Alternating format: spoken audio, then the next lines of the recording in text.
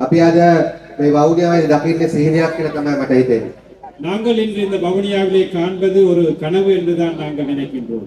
මොකද ඔබතුමාලා දන්නවා 2009 යුද්ධ වුණාට පස්සේ අපි දේශපාලන කටයුතු මේ උතුරු පළාතේ ආරම්භ කරනකොට අපිට මේ දේශපාලන නිදහස එවකට පැවතිච්ච රාජපක්ෂ පාලනය ලබා දුන්නේ නැහැ. ஆமாம், அன்றைய தினத்திலே 2009ஆம் ஆண்டு யுத்தம் நிறைவடைந்ததன் பின்பு நாங்கள் இந்த வடமாகாணத்திலே அரசியல் செய்வதற்காக வந்த நேரத்திலே அன்றைய மஹிந்த ராஜபக்ச அரசாங்கம் எங்களுக்கு அந்த அரசியல் செய்யும் சுதந்திரத்தை வழங்கப்படவில்லை. මෙතන ඉන්න වැඩි ප්‍රමාණයක් අපේ ආදරණීය දෙමළ සහෝදර සහෝදරියන් මැඩික් ෆාම් සෙට්ටිගුළම්වල මැඩික් ෆාම් කඳවුරු වල ඉතියේ අඩු ගන්න අපිට ආධාර ටිකක් අරගෙන යන්නවත් දුන්නේ නැහැ. இங்கிருக்கும் கணிசமான தோழர் தோழிகளை எடுத்துக்கொண்டால் எங்களுக்கு தெரியும், மணிக் ஃபார்ம் அந்த இடம்பெயர் முகாம்களிலே யுத்தத்திற்கு பின்பு நீங்கள் இருந்திருப்பீர்கள். அந்த முகாம்களுக்கு உங்களுக்கான உதவிகளை செய்வதற்கு கூட அந்த அரசாங்கம் எங்களுக்கு இடமளிக்கவில்லை அந்த நேரத்திலே. ඒත් අපි ඒකට බය වෙන්නේ නැතුව අපි 2012 දී වවුනියාවේ නගර සභා පිට්ටනියේදී විශාල උත්සාහයක් දාලා අපි පළවෙනි දේශපාලන රැස්වීම කළා. நாங்கள் அவற்றுக்கு பயப்படாமல் அன்றைய அந்த கால சூழலில் கூட 2012ஆம் ஆண்டு நாங்கள் இந்த வவுனியாவிலே நகரசபை மைதானத்திலே நாங்கள் மிகப்பெரிய ஒரு கூட்டத்தை நடாத்தி காட்டினோம் அந்த நேரத்திலே. ඒත් සමහර අපිට වවුනියාවේ මැදිනියක් කරන්න අපිට ශක්තිය තිබුණේ නැහැ. ஆனாலும் வவுனியாவிலே நமக்கு ஒரு மேதினம் இந்த மாதிரி கூட்டம் ஒன்று நடத்துவதற்கு எங்களுக்கு பலமான அந்த காலகட்டம் அந்த சூழல் இருக்கவில்லை. 2015 පස්සේ අපි උතුරු පළාතේම අපේ සහෝදර සහෝදරියන් එකතු කරලා අපි හැම විටම මැදිනිය කළේ යාපනය තුල. 2015ஆம் ஆண்டுக்கு பிறகு இந்த வடமாகாணத்திலே இருக்கும் அனைத்து தோழர் தோழிகளை ஒன்றிணைத்து நாங்கள் யாழ்ப்பாணத்திலே தான் மேதின பேரணியும் கூட்டமும் நாங்கள் நடத்தினோம்.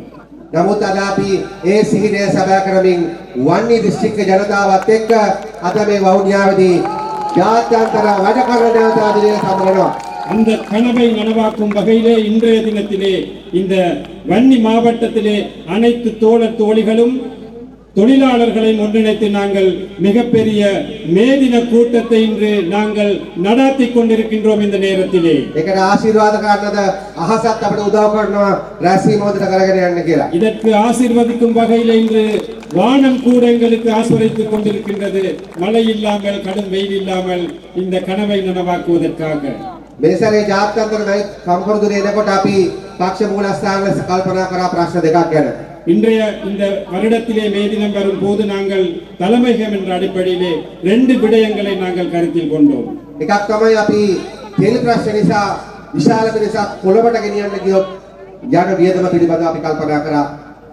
ஒன்று, இன்றைய காலகட்டத்திலே இந்த எரிபொருள் தட்டுப்பாடு பிரச்சனை ஒன்று இருக்கின்றபடியால் கொழும்புக்கு கணிசமான தோழர் தோழிகளை கொண்டு போகும் போது அதில் ஒரு சிக்கல் ஏற்படும் என்பதை நாங்கள் கருத்தில் எடுத்தோம். ඊළඟ ප්‍රශ්නේ තමයි අපි 103 ඉන්නකොටත් අපි ගෝල් ෆේස් එක පෙරෙව්වා. ඉතින් කොළඹට ලක්ෂ ගණනක් ගෙනල්ලා අපි කොහෙද තියන්නේ කියන ප්‍රශ්නේත් අපිට ඉස්සරහා තිබුණා. அடுத்த விடயம்தான், எங்களுக்கு 3 வீதம் வாக்கு இருந்த காலகட்டத்திலும் உங்களுக்கு தெரியும், நாங்கள் கோல்ஃபேஸ் மைதானத்தை நிரப்பி பெரிய ஒரு கூட்டம் ஒன்று வைத்தோம். ஆகவே இன்று ஆளும் அதிகாரத்தில் இருக்கும் நாங்கள் எந்த மைதானத்தை நிரப்புவது என்பது அந்த கேள்வி எங்கள் முன்னிருந்தது. ඒ නිසා වෙනද රට පාලනය කරපු අය වෙනද ලොකු මැදින කරපු කට්ටිය අද බිරියානි දවසා දෙද්දී සමහරු මෙලෝඩියක් කරගන්න බැරුව කටයුතු කරද්දී අද අපි දේශීය මක්කල් ශක්ති විදියට මුළු ලංකාවේ සෑම මැතිවරණ දිස්ත්‍රික්කයකම දැවන්ත ලෙස ජාත්‍යන්තර කම්කරු දිනය සමරනවා. இன்றைய தினத்திலே இந்த நாட்டில் கடந்த காலங்களிலே ஆட்சி செய்த ஆட்சியாளர்கள் மேதின கூட்டங்களை வைக்க முடியாமல் பிரியாணி நன்கொடைகளை அல்லது பிரியாணிகளை இலவசமாக வழங்கிக் கொண்டிருக்கும் நேரத்திலே இன்னும் ஒரு சிலர் எந்த ஒரு கூட்டத்தையும் வைப்பதற்கு தகுதி இல்லாமல் யோசித்துக் கொண்டிருக்கும் நேரத்திலே தேசிய மக்கள் சக்தியிலே நாங்கள் நாடளாவிய மட்டத்திலே 21 பிரமாண்டமான கூட்டங்களையும் பேரணிகளையும் இன்று நடாத்தி கொண்டிருக்கின்றோம் இந்த நேரத்திலே. මොකක්ද ජාත්‍යන්තර කම්කරු දිනේ වැදගත්කම? சர்வதேச தொழிலாளர் தினத்திலே இருக்கும் முக்கியமான விடயம் என்ன? ඒක තමයි 1886 දී නැත්නම් ඊටත් කලින් ඉඳලා මිනිස්සු ඉපදලා ඉන්නේ වැඩ කරන්න විතරක් නෙමෙයි ජීවත් වෙන්න රස විඳින්න මේ ඔක්කොමත් එක්ක ඒ නිසා පැය 8ක වැඩ දිනයක් වෙනුවෙන් අවුරුදු 20ක් 25ක් තිස්සේ ජීවිත පරිත්‍යාගයෙන් කරපු සටන් වල ප්‍රතිඵලයක් විදිහට තමයි 1986 ලෝක කම්කරු දිනය කියන දිනය ඇති වුණේ ඇමරිකාවේ චිකාගෝ කම්කරුවන්ගේ අරගලයත් එක්ක. அதாவது 1886ஆம் ஆண்டுக்கு முதலையும் மக்கள் அவர்கள் யோசித்தார்கள், நாங்கள் இருப்பது தொழில் செய்வதற்கு மட்டுமல்ல, எங்களுக்கு பொழுதுபோக்கு, எங்களுக்கு நித்திரை, அதே போன்று ஓய்வு தேவை என்று நடத்திய போராட்டம் தொடர்ச்சியாக 20-25 வருடங்களாக நடத்திய போராட்டம் தான் 1886ஆம் ஆண்டு வெடித்து உயிர் தியாகங்களை செய்து 8 மணித்தியால அந்த வேலை செய்யும் உரிமையும் மற்ற ஓய்வு நேரங்களையும் தேவை என்று நடத்திய போராட்டம் வெற்றி கண்டு அந்த உயிர் தியாகத்துடன் நடாத்திய அந்த தினம்தான் இந்த சர்வதேச தொழிலாளர் தினம் என்று நாங்கள் குறிப்பிடுகின்றோம். ඒ පයාටක වැඩ දිනයක් කියලා සටන් කරපු ඇමරිකාවේ කම්කරු නායකයෝ වැඩි ප්‍රමාණයක් එල්ලලා මරුවා නැත්තම් හිරේ දැම්මා. அவ்வாறான அந்த பயங்கரமான போராட்டத்தை நடாத்திய தொழிற்சங்க தலைவர்களை தூக்கிலிட்டு கொலை செய்தார்கள். அவ்வாறான கொடூரமான தண்டனைகள் அவர்களுக்கு வழங்கப்பட்டது அமெரிக்காவின் அந்த நாட்டிலே அன்றைய தினத்திலே. ඒ කාලේ වැඩ දිනය පැය 14යි පැය 16යි. அன்றைய காலகட்டத்திலே தொழில் செய்யும் நேரம் என்பது ஒரு நாளைக்கு 14 மணித்தியாலம் அல்லது 16 மணித்தியாலங்கள் வேலை செய்ய வேண்டிய நிலை இருந்தது. ඒ සටන් කරපු කිසිම කම්කරු නායකයෙක්ට පැය 8 වැඩ දිනය භුක්ති විඳින්න හම්බුන්නේ නැහැ සහෝදරයා සහෝදරි. ஆனாலும் அந்த போராட்டம் நடத்தி உயிர் தியாகம் செய்ததனால் அந்த போராட்டத்தை அனுபவிப்பதற்காக, அந்த சுதந்திரத்தை அனுபவிப்பதற்காக அந்த தலைவர்கள் யாருமே உயிரோடு இருக்கவில்லை. அப்ப ඒගොල්ලන්ගේ සටනේ ප්‍රතිඵලයක් විදියට දැන් අවුරුදු 100කට වැඩි කාලයක් තිස්සේ ලෝකෙ පුරාම හැම රටකම වගේ මේ පැය 8 වැඩ දිනය පිළිඅරන් තිබෙනවා. ඒ නිසා අපිට යුතුයකමක් තිබෙනවා. අපි වෙනුවෙන් සටන් කරලා දිවිදුන්නු ඒ ලෝකයේ කම්කරු නායකයන් සියලු දෙනාම සමරමින් මේ ජාත්‍යන්තර මේ දිනේ සමරන්න. அவ்வாறு போராட்டம் நடத்தி உயிர் தியாகங்கள் செய்த அந்த தலைவர்களை, தொழிற்சங்க தலைவர்களை நினைவு கூறுவதற்காக இன்று உலகம் முழுவதும் இவ்வாறான நினைவு கூறல்கள், கொண்டாட்டங்கள் நடத்துகின்றனர். அந்த வகையிலே எங்களுக்கும் ஒரு பொறுப்பு இருக்கின்றது. அவ்வாறு உயிர் தியாகங்கள் செய்து 8 மணித்தியால அந்த வேலை செய்யும் சுதந்திரத்தை பெற்றுக்கொண்ட அந்த தொழிற்சங்க தலைவர்களை நினைவு கூறும் பொறுப்பு எங்களுக்கும் இருக்கின்றது. ආදරණීය සහෝදරයා සහෝදරියෝ, ඔබ දන්නවා අපි අලුත් ජනතා ආණ්ඩුවක් හදලා තියෙනවා මීට මාස 18කට කලින්. அன்பார்ந்த தோழர் தோழிகளே, உங்களுக்கு தெரியும், இன்றைக்கு கிட்டத்தட்ட 1.5 வருடத்திற்கு முன்பு நாங்கள் ஒரு மக்கள் ஆட்சி ஒன்றை நாங்கள் அமைத்திருக்கின்றோம். ඒ ආණ්ඩුව හදන්න අපේ රටේ දසදහස් ගණන් අපි නම් දන්න නම් නොදන්න සහෝදර සහෝදරියන් අම්මලා තාත්තලා පිළිදීලා තිබෙනවා. අනේක විද දුක් දෝමනස්යන්ට මුහුණ දීලා තිබෙනවා. அவ்வாறான ஒரு மக்கள் ஆட்சியை உருவாக்குவதற்காகவும் அமைப்பதற்காகவும் இந்த நாட்டிலே ஆயிரக்கணக்கான நபர்கள் உயிர் தியாகங்கள் செய்திருப்பார்கள், எவ்வளவோ அர்ப்பணிப்புகள் செய்திருப்பார்கள். அவ்வாறான ஒரு மக்கள் ஆட்சியை இந்த நாட்டிலே உருவாக்குவதற்காக ඒ නිසා මේ කැපකිරීම වල ප්‍රතිඵලයක් ලෙස තමයි ඔබතුමාලා අපි ඔක්කොම එකතු වෙලා පහුගිය 2024 සැප්තැම්බර් මාසෙදී අනුරතෝලර ජනාධිපති කලේ. அவ்வாறு வரலாற்று முழுவதும் அர்ப்பணிப்புகள் செய்த அதன் விளைவாகத்தான் நாங்கள் கடந்த 24ஆம் ஆண்டிலே மக்கள் தலைவனான அனுரகுமார திசாநாயக் அவர்களை நாங்கள் ஜனாதிபதியாக நிலைநிறுத்தக்கூடியதாக இருந்தது. 2024 සැප්තැම්බර් මාසයේ දේශීය මක්කල් ශක්ති ආණ්ඩුව අනුරත සහෝදර ජනාධිපති වෙනකොට ලංකාව තිබිච්ච විදිය අපිට මතකයි. அன்றைய தினத்திலே 2024ஆம் ஆண்டு ஜனாதிபதி அனுரகுமார தோழர் ஜனாதிபதியாகும் போது அன்றைய காலகட்டத்திலே நாடு இருந்த அந்நிலை எங்களுக்கு ஞாபகத்தில் இருக்கின்றது. ඔබතුමාට මතකද? உங்களுக்கும் ஞாபகம் இருக்கின்றதா? 2024 ඔබතුමාලා තිසේ කාටි මාලිමාව දිනනකොට මේ රටේ හරි ආණ්ඩුවක් තිබුණේ. මේ රටේ බඩු මිල ආසෝසට ගිහිල්ලා බඩුවක් ගන්න නැහැ.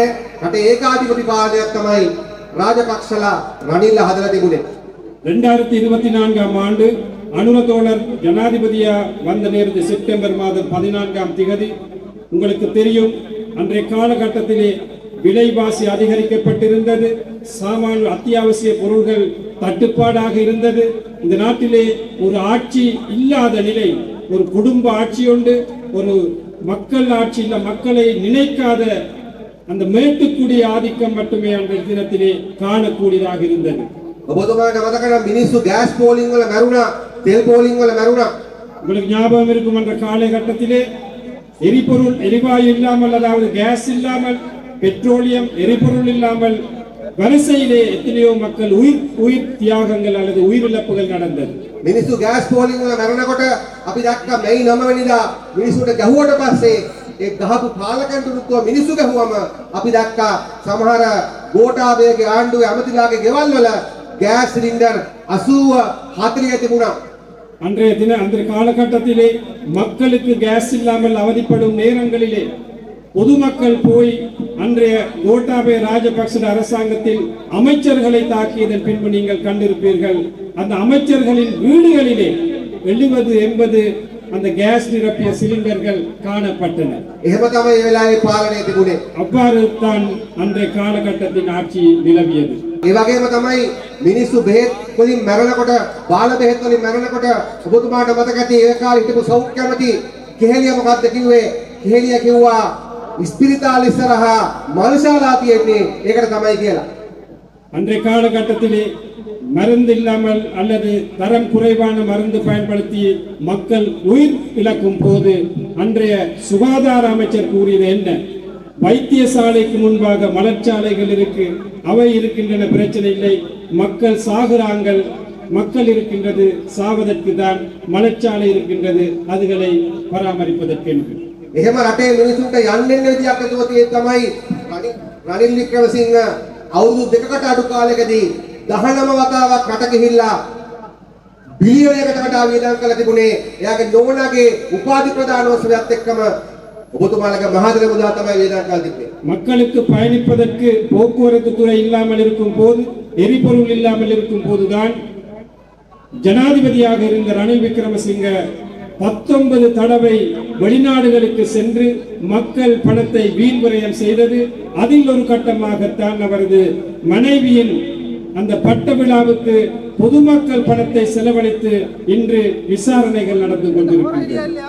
ඒ විතරක් නෙමෙයි, ලමුන්න දන්නවා රටට කිසිම ජාත්‍යන්තර පිළිගැනීමක් තිබුණේ නැහැ. රටට සංචාරකයෙක් එන්නේ, රාජ්‍ය නායකයෙක් එන්නේ, ලංකාව සම්පූර්ණයෙන්ම නූල කඩਿච්ච සරුංගලේ වගේ තිබුණේ.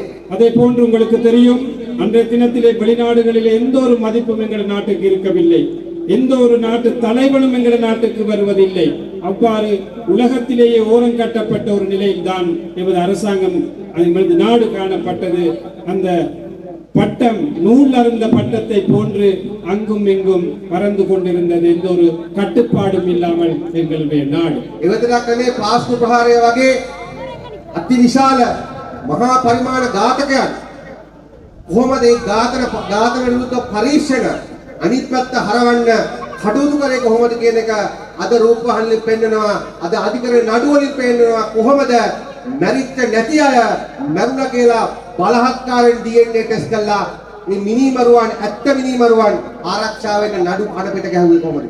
அதே போன்று மிகப்பெரிய ஒரு சம்பவமான, மிகப்பெரிய அழிவுமிக்க குண்டுவெடிப்பான ஈஸ்டர் ஞாயிறு தாக்குதல், அந்த தாக்குதல் இடம்பெற்ற அந்த விசாரணைகள் எவ்வாறு திசை திருப்பப்பட்டு உயிரோடு இருக்குமவர்களை இல்லாதவர்கள் என்று கூறிக்கொள்வதற்காக பலவந்தமாக அந்த DNA பரிசோதனைகளை செய்து அந்த விசாரணைகள் திசை திருப்புவதற்காக அன்றைய ஆட்சியாளர்கள் எவ்வாறு நடந்து கொண்டிருக்கிறார்கள் என்று இன்றைய காலகட்டத்திலே ஊடகத்தில் வரும் அந்த தகவல்களுக்கு ஏற்ப எங்களுக்கு விளங்கிக் கொள்ள முடியுமாக இருக்கின்றது. ரணில் බලයට පත් වුණාට පස්සේ මිනිස්සු දීපු හැම උද්ඝෝෂණයකම පහර දුන්නා. ரணில் பதவிக்கு வந்ததன் பின்பு சாதாரண மக்களுடைய அனைத்து ஆர்ப்பாட்டங்களுக்கும் நியாயமான ஆர்ப்பாட்டங்களையும் ரணில் விக்ரமசிங்க தாக்கினார். සහෝදරසරා පිරලා ඉන්නවද? ඔබතුමාලගේ සගයෝ මාධ්‍ය සගයෝ වැඩි ප්‍රමාණයක් රට දාලා ගියා පඩබයි. இப்ப இங்கு காணப்படுகின்ற நிறைய ஊடகவியலாளர்கள், ஆனால் அந்த காலகட்டம் உங்களுக்கு ஞாபகம் இருக்கும், உயிருக்கு அச்சம் இருந்ததனால் நிறைய ஊடகவியலாளர்கள் நாட்டை விட்டு வேறு வேறு நாடுகளுக்கு அவர்கள் ஓடி போனார்கள். උතුර පුරාම බූයේ ඉඳලා කේකේස් දක්වා චෙක් පොයින්ට් වලින් මේක පුරවලා තිබුණා. வட மாகாணத்தை எடுத்தாலும் இந்த பூவாயில் தொடங்கி காங்கேசன் துறை வரையும் இருக்கும் இந்த இடத்திலே எவ்வளவோ சோதனை சாவடிகளை போட்டுதான் அந்த காலகட்டத்தில் நாங்கள் கண்டோம் அந்த சூழல். මම අහුවක වෙලාවකදී මොකද්ද පදනම යුද්ධ කරලා අවුරුදු 10කට පස්සේ උතුරු පළාත විතරක් වැඩියෙන්ම චෙක් පොයින්ට් තියාගන්න හේතුව මොකක්ද කියලා. ஒரு கடவிலே தோழர் கேட்டிருக்கின்றார், யுத்தம் முடிந்து 10 வருடங்களுக்கு மேலாக கடந்திருந்த நிலையிலும் ஏன் இவ்வளவு தென்பகுதியிலே இல்லாத அளவுக்கு ஏன் வடமாகாணத்தில் இவ்வளவு செக் பாயிண்ட்கள் அல்லது சோதனை சாவடிகளை நீங்கள் நடாத்தி செல்கிறீர்கள் என்று. එතකොට කිව්වා උතුරෙන් තමයි වැඩියෙන්ම කුඩු ගේන්නේ කියලා. அப்போது கூறினார்கள், வடமாகாணத்தில் இருந்தால் அதிகூடிய போதை வஸ்து தென் மாகாணத்துக்கு போகின்றது என்று. ඒ කාලේ හිටපු පාලක එහෙම තමයි කිව්වේ. அன்றைய காலகட்ட ஆட்சியாளர்கள் இவ்வாறு தான் கூறினார்கள். අද අපිට පේනවා වැඩියෙන්ම කුඩු ගේන්නේ දකුණේ බෝට්ටු වලින් නැත්නම් බස්නායක පළාතේ බෝට්ටු වලින් කියලා. இன்று நாங்கள் கண்கூடாக காண்கின்றோம், அதிகூடிய போதை வஸ்து எங்கிருந்து வருகின்றது. தென் மாகாணத்திலே பசு வண்டிகள் அல்லது அந்த படகுகள் அந்த அவ்வாறான நிலையிலே தான் போதை வஸ்து அதிகளவாக வருகின்றது. රට තිබුණේ ඒ විදියට පුළුවන් හැම මිනිහම පාස්පෝර්ට් එකක් හදාගෙන ලංකාව දාලා යන්න තමයි මගේ අමතාත්තේ හිටියේ. நாடு இருந்தது அவ்வாறான நிலையிலே தான் வெளிநாட்டுக்கு போகக்கூடிய அனைவருமே ஒரு பாஸ்போர்ட்டை செய்து கொண்டு வெளிநாடுகளுக்கு போவதற்காகத்தான் எல்லாருமே முயற்சித்துக் கொண்டிருந்தார்கள். ඒ පාස්පෝර්ට් පොලි හැදිච්ච හේතුව මොකක්ද? அந்த பாஸ்போர்ட் நீண்ட வரிசைகள் මේ රටේ ඉන්න බැරි නිසා රට කොහොම හරි දාලා යන්න තමයි මිනිස්සු උත්සාහ කළේ. இந்த நாட்டில் இருக்க முடியாதபடியால் இந்த நாட்டை விட்டு செல்வதற்காகத்தான் பாஸ்போர்ட் செய்ய அவர்கள் முயற்சித்தார்கள். ඕක තමයි ඔබතුමාලා 2024 සැප්තැම්බර් වල ලංකාව අනුරතෝලට බාර දෙනකොට තිබිච්ච රටමගේ අම්මදා. இவ்வாறான நிலையிலே தான் அனுரதோழருக்கு இந்த நாட்டை செப்டம்பர் மாதம் 24ஆம் ஆண்டு கையளிக்கும் போது இருந்த நிலை. දැන් එනවා කියන්න අර ගෝඨාභයගේ ගෝලයයි එක එක්කෙනා ගෝල වෙනවා අපිට තෙල් පෝලිං ගෑස් පෝලිං ගැන කියලා. இப்போ அவ்வாறு இந்த நாட்டை தள்ளிய கோட்டாபய ராஜபக்சர்களுடைய சிஷ்யர்கள் வாரார்கள். இந்த நாடை இப்போது எண்ணெய் பிரச்சனை இருக்கு, நாடு பிரச்சனையாக இருக்கின்றது என்று கூறுவதற்காக. ඒ නිසා ඔබතුමාලා 2024 සැප්තැම්බර් මාසේ හදාගත්ත මේ ජනතාවාදී ආණ්ඩුව තමයි දැන් මේ මාස 18ක් කාලය ගත කරලා තිබෙන්නේ. அவ்வாறு நீங்கள் அமைத்துக் கொண்ட அரசாங்கம் தான் கிட்டத்தட்ட 18 மாத காலமாக இந்த நாட்டிலே நிலவி வருகின்றது.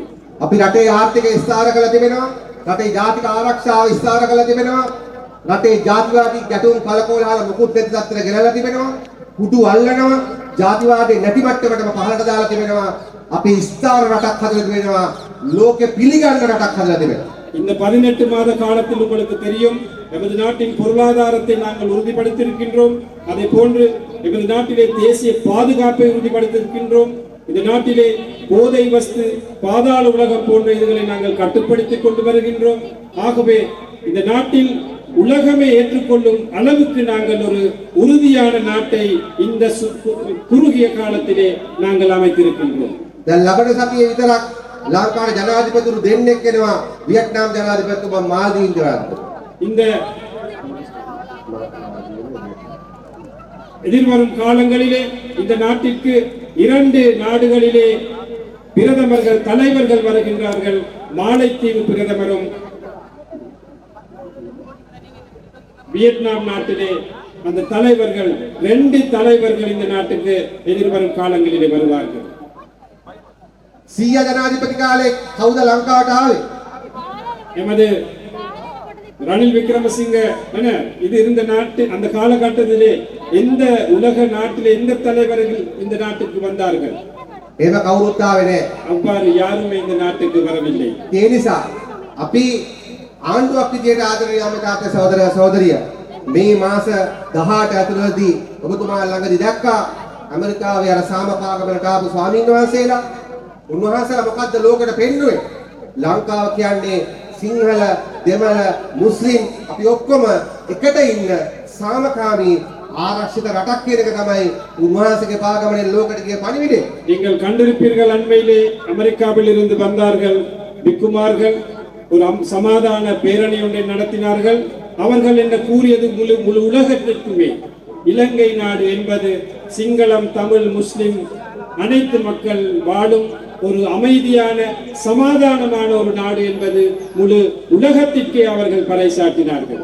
ඔබතුමාලා 2024 සැප්තැම්බරේ හැදුවේ වැඩ කරන පන්තියේ සාමාන්‍ය රස්සා කරන සාමාන්‍ය ගොවිතැන් කරන දීවර කර්මාන්තයේ දෙන නැත්නම් සුළු ව්‍යාපාර කරන පුංචි මිනිසුන්ගේ ආණ්ඩුවක් හැදුවා. நீங்கள் 2024ஆம் ஆண்டு அமைத்தது இந்த நாட்டிலே ஒரு மக்கள் ஆட்சி. அந்த மக்கள் ஆட்சியிலே சாதாரண மக்களுடைய பிள்ளைகள், சாதாரண மக்கள், தொழிலாளர்கள், விவசாயிகள், மீனவர்கள், இவ்வாறு சாதாரண உழைக்கும் மக்களுடைய ஒரு ஆட்சியை தான் நீங்கள் 2024ஆம் ஆண்டு இந்த நாட்டிலே நிலைநாட்டினீர்கள். දැන් මේ හදපු වැඩ කරන ජනතාවගේ ආණ්ඩුව වැඩ කරන ජනතාවට මොනවද කළා තියෙන්නේ? அந்த உழைக்கும் மக்களை பிரதிநிதித்துவம் செய்யும் அரசாங்கம் இந்த உழைக்கும் மக்களுக்கு என்ன செய்திருக்கின்றது? රජයේ සේවකයන්ට 24 25 26 27 අවුරුදු තුනේම එක දිගට වැටුප් වැඩි කරගෙන යනවා. அரசு ஊழியர்களுக்கு தொடர்ச்சியாக 3 வருடமாக சம்பள உயர்வுகளை நாங்கள் வழங்கிக் கொண்டு வருகிறோம். පුද්ගලිකයන් සෙදෙමිට අවම වැටුප අපි රුපියල් 30000ට වැඩියෙන් දීලා තියෙනවා. தனியார் துறையிலே இருந்த மிக குறைவான சம்பளத்தை நாங்கள் 30,000 ரூபாய் வரையும் அதிகரிக்கப்பட்டிருக்கிறோம். මලයක ජනතාවගේ වැටුප් අන්ත දුප්පත් මට්ටමේ තියෙද්දි ආණ්ඩුව සල්ලි දීලා රුපියල් 400කින් ඒගොල්ලෝ 1750 දක්වා වැටුප් වැඩි කරලා තිබෙනවා. உங்களுக்கு தெரியும், மலையக மக்களோட அந்த சம்பள உயர்வு அரசாங்கமும் 200 ரூபாய் காசு வழங்கி மொத்தமாக ஒரு நாளைக்கு 400 ரூபாயிலே அந்த மலையக மக்களுடைய சம்பளத்தை நாங்கள் கூட்டியிருக்கின்றோம். මේ මාස 18ට අපි එක රාජ්‍යායතනයක් රනිල්ලා රාජපක්ෂලා ප්‍රේමදාසලා විකුණන දාපු එක රාජ්‍යායතනයක්වත් අපි වහන්න නැතුව පුද්ගලීකරණය කරන්න නැතුව ඒ වැඩි ප්‍රමාණයක් අපි ලාභ ලබන පැත්තට හරවගෙන යනවා. கடந்த ஆட்சியாளர்கள் தொடர்ச்சியாக இந்த நாட்டில் இருக்கும் அரச வளங்களை, தேசிய வளங்களை தனியார்மயப்படுத்தல் அந்த திட்டத்தை கொண்டு போன நிலையிலே எமது அரசாங்கம் இந்த 18 மாத காலத்திலே எந்த ஒரு அரசு நிறுவனத்தையும் நாங்கள் தனியார்மயப்படுத்தவில்லை. நட்டத்தில் இயங்கும் நிறுவனங்களை கூட லாபமீட்டும் நிறுவனங்களாக மாற்றி அமைத்து அவை லாபமீட்டும் நிறுவனங்களாக இன்று இயங்கிக் கொண்டு வருகின்றன. ගෝජනතාවගේ පොහොර සානාධාරය වැඩි කරලා තිබෙනවා. விவசாயிகளுக்கு வழங்கும் உர மானியத்தை நாங்கள் அதிகரித்திருக்கின்றோம்.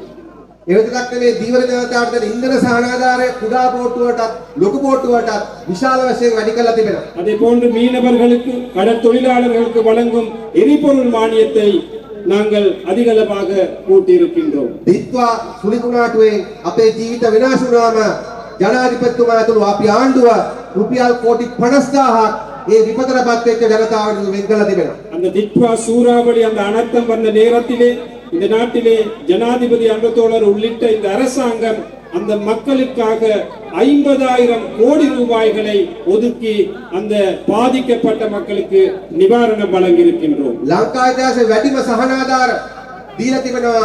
ගයක් හදුනම රුපියල් 50 දක්වා ඒ වගේ විවිධ ආධාර දීලා තිබෙනවා. හැම එකක්ම ඉතිහාසෙ විච්ච වැඩි මේවට වඩා දෙතුන් ගුණයක් වැඩි.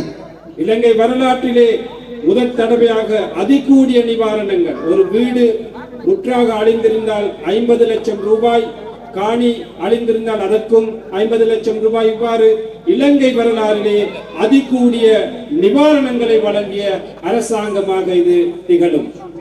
ඒ වගේම තමයි ඔබතුමාලා දන්නවා අපි ඊට අමතරව රටක් වශයෙන් ගත්තොත් රටේ කිසිම කොන්දේසියකට යට වෙන්නේ නැතුව රටේ තියෙන ඔබතුමාලා හම්බ කරලා දුන්නු බදු මුදල් වලින් තමයි අපි මේ සියලුම සංවර්ධන කටයුතු කරගෙන යන්නේ. அதே போன்று உங்களுக்கு தெரியும், ஒரு நாடு என்ற வகையிலே இந்த மக்களுக்கு அளிக்கும் நிவாரணங்கள், உதவிகள் என்பது உங்களுடைய வரிப்பணம்.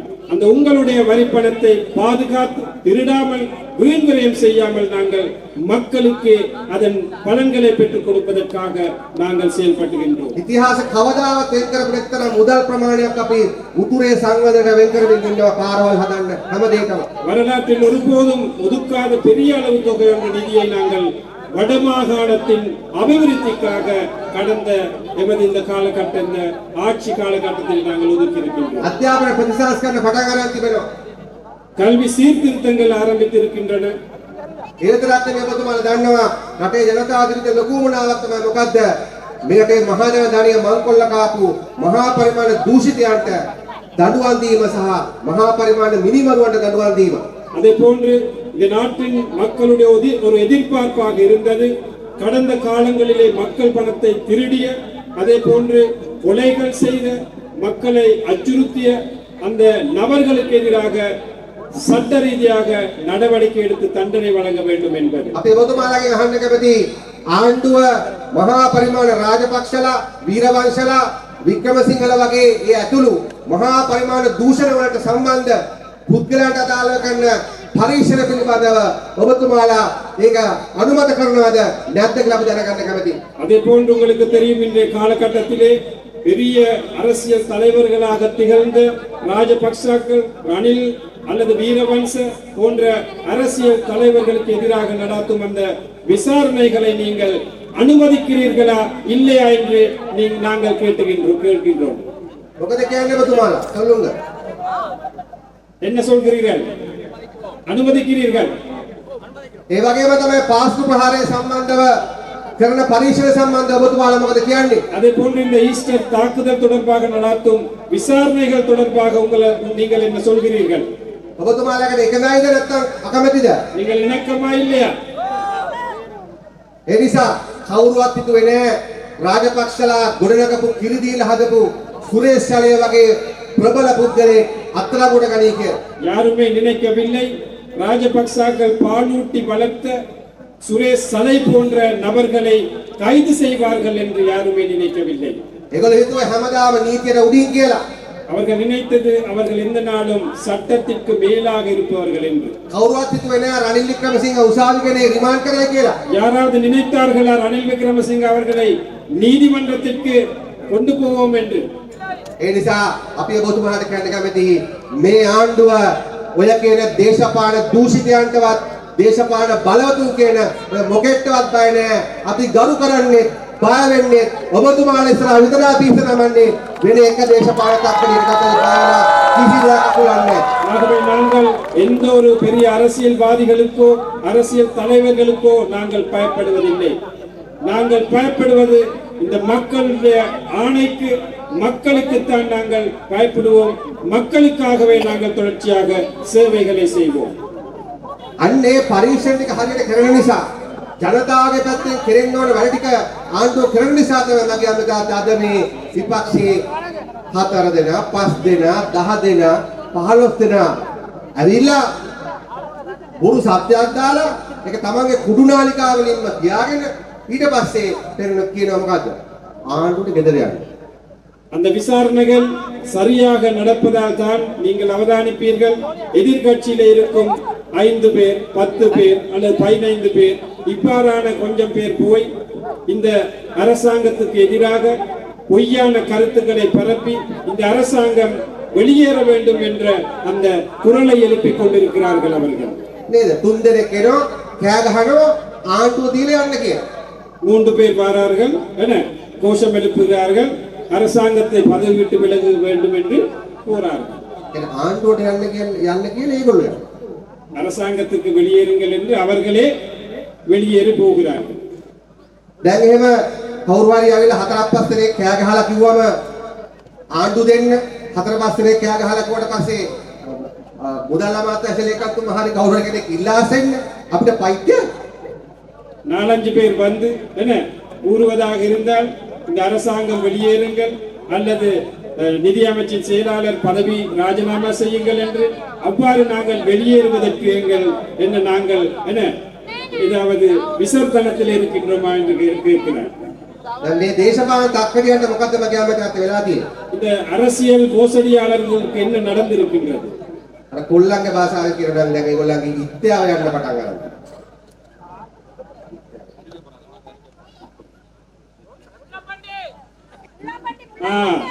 இளைஞர்களுடைய அந்த பாசையிலே கூறுவதாக இருந்தால் அந்த முள்ளம்பண்டி பயணிப்பதை போன்று போகிறார்கள். මේ මාස විතරක් වීරවංශගේ නාමල්ගේ ශශීන්ද්‍රගේ කෙහෙලියගේ මොනින් සිල්වාගේ ප්‍රියංක විජයරත්නගේ මහින්ද රාජපක්ෂගේ පුතාලගේ මේ ඔක්කොගම ඒ වගේම රවි කවුරුනායක මේ ඔක්කොගෙම මැයි ජූනි සරණකුණාදන මැයි ජූනි මාසවල නඩු සෙට් වෙලා තිබෙනවා. இந்த மே ஜூன் மாதம் அளவிலே எதிர்வரும் காலங்களிலே தோழர் கூறிய ராஜபக்ச அணியில் இருக்கும் குடும்பத்திலே கணிசமான நபர்களுக்கு இந்த அரசாங்கத்தில் கடந்த அரசாங்கத்தில் இருந்த கணிசமான நபர்களுக்கு எதிராக விசாரணைகள் தொடர்ச்சியாக நடத்த இருக்கின்றன. ඉතින් ඒගොල්ලෝ දන්නවා ඒක නඩු දිනයක් විතරක් නෙමෙයි ඒගොල්ලන්ගේ පොණ්ඩුව තද වෙන තව දවසක් කියලා. அவர்களுக்கு தெரியும் வெறுமனே ஒரு வழக்கு விசாரிக்கும் தினம் அல்ல, இது அவர்களுடைய கழுத்துக்கு போட்டிருக்கும் அந்த சுருக்கு இருகின்ற நாளாக அமையும் என்பது அவர்களுக்கு தெரியும். ඒ නිසා අපි ආණ්ඩුවක් වශයෙන් සපත කළා තියෙනවා අනිවාර්ය වශයෙන්ම රට බංකොලොත් කළා අපේ ජීවිත නැති කරලා ලංකාව බංකොලොත් කරපු මේ දේශපාලන තක්කඩියන් හැම කෙනාටම අධිකරණය මගින් නීත්‍යානුකූලව දඬුවම් දෙනකන් අපේ අරගලයක් නතර කරන්නේ. ஆகவே நாங்கள் மிகவும் உறுதியாக கூறுகின்றோம், இந்த நாட்டை பங்குரோத்து அடைய செய்த, இந்த நாட்டு அப்பாவி மக்களை கொலை செய்த இந்த அரசாங்கத்தின் நபர்களுக்கு எதிராக கட்டாயம் சட்ட ரீதியாக நாங்கள் தண்டனை வழங்குவோம் என்பதை நாங்கள் மிகவும் உறுதியாக இந்த நேரத்திலே கூறுகிறோம். දැන් අපි පළවෙනි අවුරුදු ටිකක් වැඩිපුර මහන්සි වුණේ රට පාලනය කරපු ඒ ලොකු තෝරු මෝරු අල්ලන්න. முதலாவது வருடத்திலே நாங்கள் கஷ்டப்பட்டது இந்த நாட்டை ஆட்சி செய்த பெரிய பெரிய நபர்களை கைது செய்வதற்கு அல்லது அவர்களுக்கு விசாரணைகள் நடத்துவதற்கு. නමුත් අපි මේ උතුරු පළාතට ආවට පස්සේ අපේ සහෝදර සෝරයා අහනවා சகோதரயா දකුණු හොරු විතරද අල්ලන්නේ උතුරු හොරු අල්ලන්නේ නැද්ද කියලා. இந்த வடமாகாணத்திலே நபர்கள் கேட்கிறார்கள், ஏன் தென்பகுதியிலே இருக்கிற மோசடியாளர்களை மட்டுமா கைது செய்கிறீர்கள், ஏன் வடமாகாணத்திலே ஊழல் மோசடியாளர்களுக்கு எதிராக விசாரணைகள் இல்லை ஏன் என்பதை மக்கள் கேட்டார்கள். මොකද කියන්නේ අපි ඒක පටන් ගමුද? என்ன சொல்கிறீர்கள், அதை ஆரம்பிப்போமா? ඒ නිසා මතක තියාගන්න අපි පළවෙනි අවුරුද්ද අපිට තිබුණා රට ස්ථාවර කරගෙන ඔබතුමාලගේ ජීවිතය ශක්තිමත් කරන ගමන් තමයි හොරු මංකොල්ලකාරව අල්ලන්න ඕනේ. දැන් අපි රට හරි පදනමෙන් දාලා තිබෙනවා. රට ආර්ථික වශයෙන් දිත්ත වලින් අටුන් නැතිනම් මේ ඇමරිකා ඉරාන යුද්ධයේ තෙල් ප්‍රශ්නයෙන් ලංකාව වැටුන් නැතුව රටෙන් නැතිනම් ජනාධිපතිතුමා ඇතුළු ආණ්ඩුව මේක ගාන්ට මේ අමාරු මූදේ ගෙනියනවා නම් ආයි මේ ආණ්ඩුව වටන්න පුළුවන් කිසිම වෙන දෙයක් නෑ මගේ අමරා. ஆகவே கடந்த இந்த 18 மாத காலத்திலே நாங்கள் கஷ்டப்பட்டது இந்த நாட்டின் பொருளாதாரத்தை உறுதியான ஒரு நிலைக்கு கொண்டு வந்ததற்காக. ඒ නිසා ஆகவே இன்று உங்களுக்கு தெரியும், இந்த சூறாவளி புயல் வராமல் இருந்திருந்தால், இந்த உலகத்திலே வரும் இந்த யுத்தம் நடக்காமல் இருந்திருந்தால், அந்த சூழலில் கூட இந்த நாட்டை சரியான பாதையிலே இழுத்து சென்று அல்லது சரியான பாதையிலே கொண்டு போகிறோம் என்றால், எதிர்வரும் காலங்களிலே எந்த ஒரு பிரச்சனை நெருக்கடி வந்தாலும் இந்த நாட்டின் பொருளாதாரத்தை சரிய விடாமல் சரியான திசையிலே நாங்கள் கொண்டு போவோம் என்பது நாங்கள் மிகவும் உறுதியாக கூறுகிறோம். உங்களுக்கு அனைத்துமே வழங்க முடியாமல் போனது என்பது எங்களுக்கு தெரியும். අපි ආශ්වාසම දෙනවා ආශ්වාසම වැඩි කළාත් වෙනවා. හැබැයි අපි දන්නවා ලැබෙන්න ඕන කරන සමහරව ලැබෙන්නේ නැහැ. ලැබෙන්න ඕන නැති අර තාම ලැබෙනවා. அஸ்வஸ்ம போன்ற நலன்புரி அந்த காசுகள் நாங்கள் வழங்குகிறோம், அந்த பணத்தை கூடுதலாகவும் வழங்குகிறோம். ஆனால் இன்னமும் கிடைக்காத பொருத்தமான கிடைக்காத நபர்களும் இருக்கிறார்கள் என்பது எங்களுக்கு தெரியும். අපි රුපියල් කෝටි 2000ක් වෙන් කළ තිබුණට උතුරු පළාතේ කුංචි කුංචි පාරවල් හදන්න ඒකේ ප්‍රගතිය මදි. මොකද අපේ රාජ්‍ය නිලධාරී තන්ත්‍රය ඇතුලේ අඩුපාඩු කණු අකාර්යක්ෂමතාවයක් තිබෙනවා.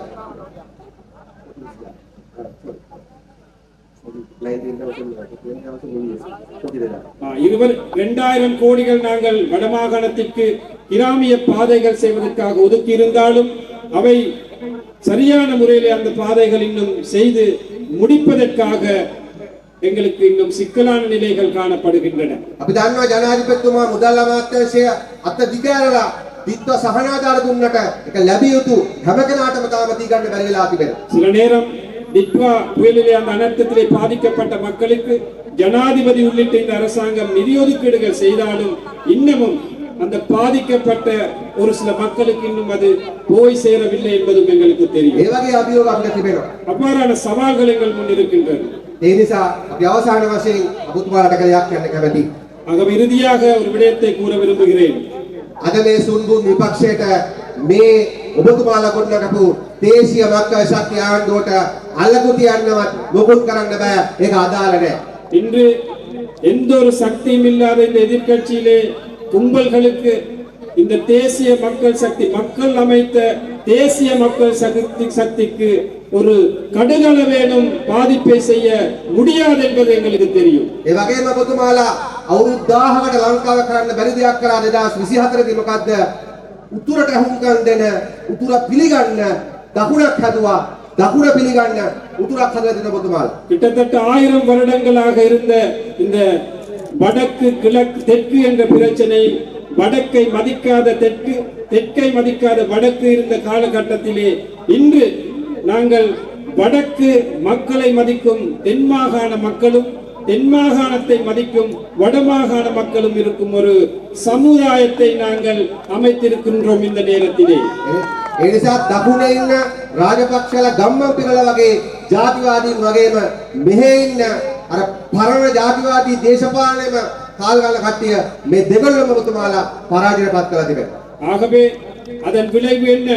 தென்பகுதியிலே இருந்த ராஜபக்சாக்கள் போன்ற இனவாதிகளையும் இங்கு வடமாகாணத்திலே இருக்கும் பழைய இனவாத சக்திகள் என்ற இந்த இரு தரப்பையுமே இந்த நாட்டு மக்கள் ஒன்றாக சேர்ந்து தோற்கடிக்கப்பட்டிருக்கின்றோம். ඒ නිසා උතුර පිළිගන්න දකුණක් හදලා තියෙන නිසා දකුණ පිළිගන්න උතුරක් ඔබතුමාලා හදලා තියෙන නිසා අපිට කොහොම පහසු වෙනවා මේ රටේ ජාතික සමගිය වගේම අපේ එකිනෙකාට අවශ්‍ය කරන සංස්කෘතික දේශපාලන බලතල බෙදා ගැනීම පිළිබඳ සංවාදයේ සාකච්ඡාව අපිට ඉතා පහසුවෙන් ආරම්භ කරන්න පුළුවන්කම තිබෙනවා. ஆகவே வடக்கை மதிக்கும் தென் மாகாணத்தில் வாழும் மக்களும் தென் மாகாண மக்களை மதிக்கும் வடமாகாண மக்களும் இருக்கின்றபடியால் எங்களுக்கு தேசிய ஒற்றுமை என்ற அந்த எங்களுக்கு அத்தியாவசியமான அந்த விடயத்தை நிறைவேற்றிக் கொள்வதற்கு ஒரு இலகுவான ஒரு சூழல் அமைந்திருக்கின்ற என்பது இந்த நேரத்திலே கூற விரும்புகிறேன். ඒ නිසා ආදරණීය අම්මතාත්තේ අපි 25 අවුරුද්ද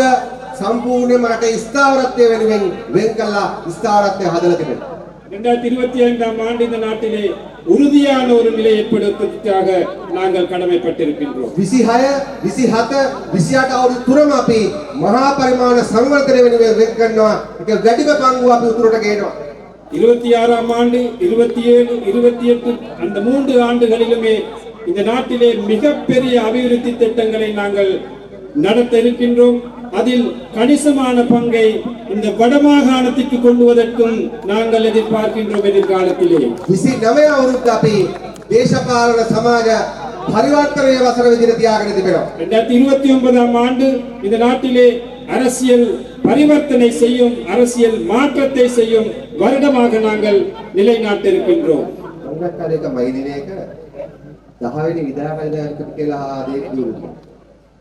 ஒரு மே தினத்திலே பார்த்தாராம் 10வது நிறைவேற்று அதிகாரம் கொண்ட ஜனாதிபதி என்று சத்திய பிரமாணம் செய்கிறார். ඔබතුමාලා මොකද කියන්නේ? යගේ පාර්ලිමේන්තුවේ එක්කෙනා ඉන්නේ. ඔබතුමාලා මොකද කියන්නේ? 2029 දී අපි නැවත මීට වඩා ගැඹුරු ප්‍රතිසංස්කරණ වෙනුවෙන් මීට වඩා බරපතල සංවර්ධනයක් වෙනුවෙන් මීට වඩා නැවත හැරෙන්නේ නැති සංවර්ධිත ලංකාවක් වෙනුවෙන් අපි නැවත අනුර සහෝදරයත් එක්ක ඔබතුමාලා ඉස්සරහට එනවා. මොකද ඔබතුමාලා කියන්නේ නැවත දේශීය මක්කල ශක්තියට උතුර දකුණ දෙනවද? මොකද කියන්නේ? எதிர்வரும் 29ஆம் ஆண்டிலே மீண்டும் அந்த ஊழல் மோசடிவாதிகளுக்கு நாட்டை பாரம் கொடுக்கிறதா, அல்லது இந்த மக்களை நேசிக்கும் மக்கள் பிரமண்டமான மக்கள் அபிவிருத்தியை திட்டமிடும் உறுதியான ஒரு பொருளாதாரத்தை அமைக்கும் அனுர திசாநாயக தோழருக்கு இந்த நாட்டை பாரம் கொடுக்கிறதா இல்லையா என்று என்ன கூறுகிறீர்கள்?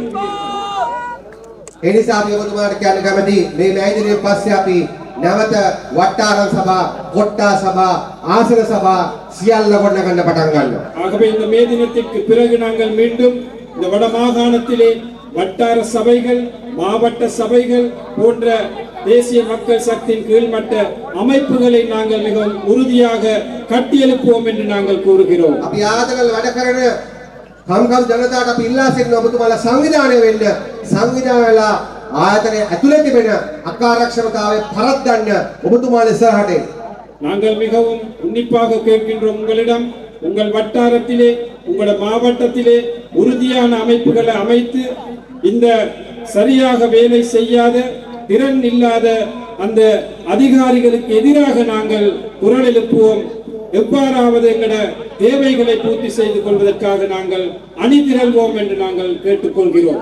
ගොවි ජනතාව, දියවර ජනතාව, කාන්තාව විදියට අපි සංවිධානය වෙන්න ඕනකම තියෙනවා. ඡන්ද දෙන්න විතරක් නෙවෙයි මේ ගත්ත ජනවරණේ හොඳම ප්‍රතිඵල ගන්න මේ නිලධාරීන් වෙන්න පුළුවන් වෙන වෙන කණ්ඩායම් අය වෙන්න පුළුවන්. ඒ සියලු දෙනාම ඇදගෙන යාමේ බලය තියෙන ඔබතුමාලා. விவசாயிகளாக இருக்கலாம் அல்லது மீனவர்கள் வேறு வேறு தொழிலாளர்கள் நாங்கள் அனைவருமே அணிதிரண்டு ஒரு பிடியாக இருந்தால் இந்த அபிவிருத்தி வேலைகளை செய்யாத அரச அதிகாரிகளையும் இழுத்து கொண்டு போகக்கூடிய வல்லமை சக்தி எங்களுக்கு கிடைக்கும். நாங்கள் அனைவருமே அணிதிரண்டு இருந்தால் ඒ නිසා දේශීය මක්ක ශක්ති විදියට අපි අපේ දේශපාලනය නතර කරන්නේ මේ රට ජාතික සමගියෙන් පිරිච්ච සංවර්ධිත රටක් බවට පත් කළ විතරයි. අන්න ඒ සිහිනය වෙනුවෙන් ඒ අරමුණ වෙනුවෙන් මේ වැඩ කරන පන්තියේ දවසේදී අපි සමත කරලා අපි සියලු දෙනාම වේගයෙන් සංවිධානාත්මකව වැඩ කරන්න පටන් ගන්න කියලා ඉල්ලා සිටින්න. ලෝක කම්කරු දිනයටත් වැඩ කරන ජනතාවටත් උතුරේ අම්මදාතටත් ජය වාක්‍යයෙන් අපි සමගන්නවා. විශ්වවිද්‍යාලයට ස්තුතියි. தேசிய மக்கள் சக்தியின் அடிப்படையில் நாங்கள் நமது அரசியலை நிப்பாட்டுவதாக இருந்தால் இந்த நாட்டை தேசிய ஒற்றுமையை வளர்த்து எல்லாரும் மிகவும் அமைதியாக சமாதானத்துடன் வாழும் இந்த நாட்டிலே மிகப்பெரிய அபிவிருத்தியை நிலைநாட்டியதன் பின்பு இந்த நாட்டில் அனைத்து மக்களுக்கும் எல்லா உரிமைகளும் கிடைக்கக்கூடிய அந்த சூழலை அமைத்ததன் பின்புதான் நாங்கள் இந்த அரசியலை நாங்கள் விடுவதாக இருந்தால் விடுவோம். ஆகவே இந்த நேரத்திலே இந்த சர்வதேச தொழிலாளர் தினத்திலே இந்த நாட்டில் வாழும் அனைத்து தமிழ் முஸ்லிம் சிங்கள மக்களுக்கும் வாழ்க வெற்றி என்று கூறிக்கொண்டு தோழர் தனது உரையை முடித்துக் கொள்கின்றார். நன்றி, வணக்கம் என்று கூறிக்கொள்கிறேன்.